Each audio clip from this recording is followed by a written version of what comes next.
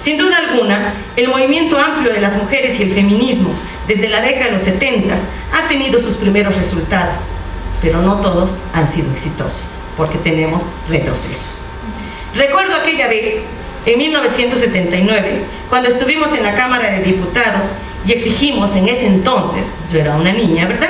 la maternidad voluntaria. Yo no sabía de sexualidad, ni de maternidad, ni de derechos reproductivos. Estábamos en plena edad de perecer, como le digo a mis estudiantes.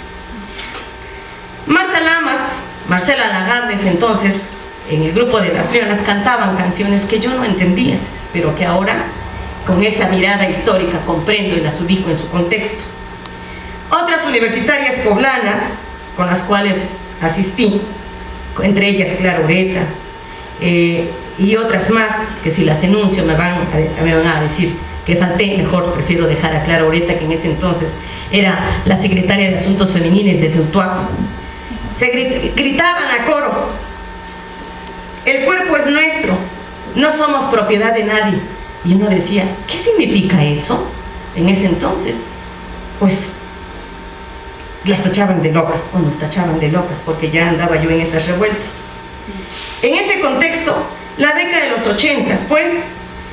y los cambios culturales y políticos posteriores al movimiento de la década de los 70 fueron el parteaguas para que la década de los 80 fueran el cauce de las movilizaciones que más tarde se desarrollaron en la década de los 90 y que retoma Ortega en el texto al señalar lo siguiente, cito: desde mediados de la década de los 90, cuando la inserción de México en la globalización comienza a profundizarse y cuando la transición hacia la democracia se acelera en el país, el escenario en torno al aborto se hizo más complejo. Por un lado, la oposición de la Iglesia Católica Mexicana al aborto se multiplica a medida que se hacen más visibles sus alianzas con diversos partidos y actores políticos.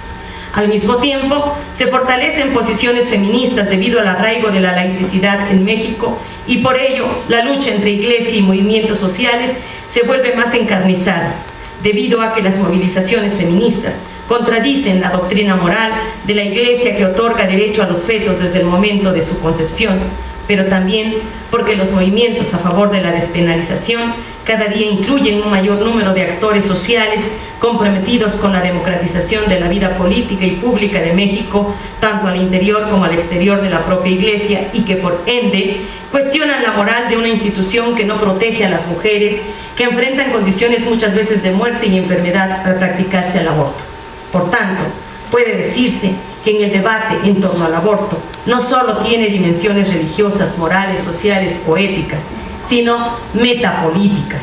Así, lo que persiste en México es un entrecruzamiento de la politización del aborto sobre los límites de la autonomía estatal frente a la Iglesia Católica. Concluyo así.